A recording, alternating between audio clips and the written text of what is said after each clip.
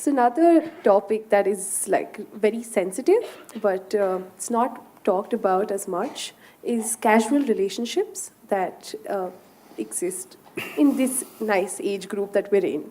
So yeah, I'm just going to say good things about us.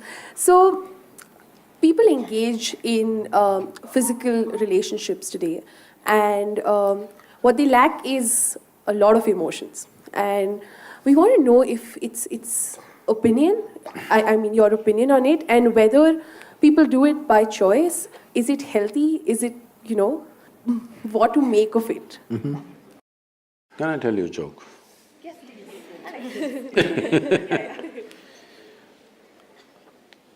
There was one Mrs. Bhatia. No Bhatias? I could change the name. There was one Mrs. Bhatia who was having her 50th wedding anniversary. They had a wedding anniversary, and the next day she filed for divorce. The judge saw the divorce petition. He was also a good family friend. So he called her and he said, "Why you want to divorce your husband?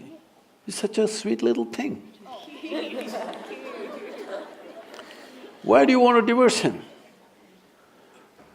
On what grounds you want to divorce him?" She said, "He's not been faithful to me. He's been cheating me." How do you come to this conclusion? Just yesterday you had your 50th wedding anniversary, you were fine yesterday, how do you conclude this? I got little nostalgic and started flipping through the photo album. Then I saw none of my 5 children resemble him.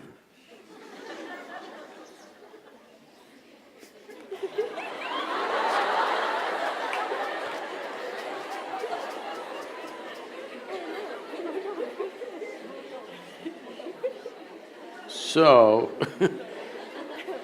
right now, do you remember how your great-great-great-great-great-grandmother 10 generations ago looked like? You don't. But her nose is sitting on your face right now. Your body remembers, yes or no? Yes. Your body remembers even the skin tone of your forefathers a million years ago, it still remembers, not forgotten. So what you're calling as my body is an enormous amount of memory, isn't it? What you carry in your brain as memory is minuscule. What you carry in your body, there is evolutionary memory, there is genetic memory, there is karmic memory, there are articulate and inarticulate levels of memory. There is so much memory. You think you know how to walk right now, please understand, only because your body has built up that memory. If your body forgets, you won't be able to walk. So, the amount of memory for every simple thing that you do, you know what to eat, what not to eat, how to eat, you must put it in your mouth, not in your ears. This may look funny, but you would not know if you don't remember. So, your body is a repository of tremendous amount of memory and it's picking up all the time. If you walk from here to here, there may be 50 different kinds of mild smells. You may not consciously notice, but the body is picking it up and it recognizes. All the time it's recognizing, that's how you know what is good smell, what is bad smell, this is this smell, that is… You recognize the different aspects of sound, smell, this, that, because constant recognition is happening. So this body memory, traditionally in this culture, we call this as runanubandha. That means physical memory that you build. You can either consciously build your physical memory or you can simply take in wild amounts of memory and go through lots of physical confusion. So wherever there is impact, I don't know if you still have these things, maybe in your generation is gone, but still there will be people in Bangalore city, if you ask them to… if you try to give them salt, they won't take it, they'll say, keep it there. If you try to give them sesame seeds, they will say, please keep it there. Because they have recognized many substances which can easily carry your memory and it will become mine if I take it.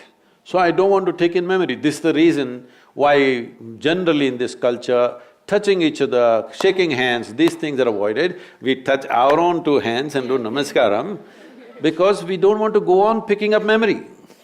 Because if I as much as touch this memory, it remembers.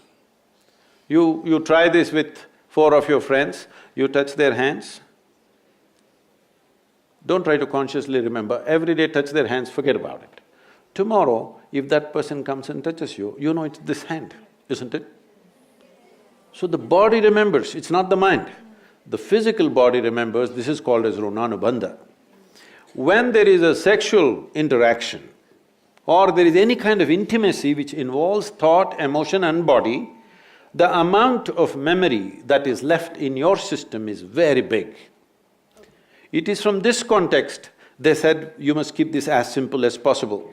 There are other aspects where in certain tantric process and all they're involving, they are preparing themselves for years to distance themselves from the body in such a way that the body doesn't pick up anything from anywhere. This is being done like a sadhana, not as sexual promiscuity.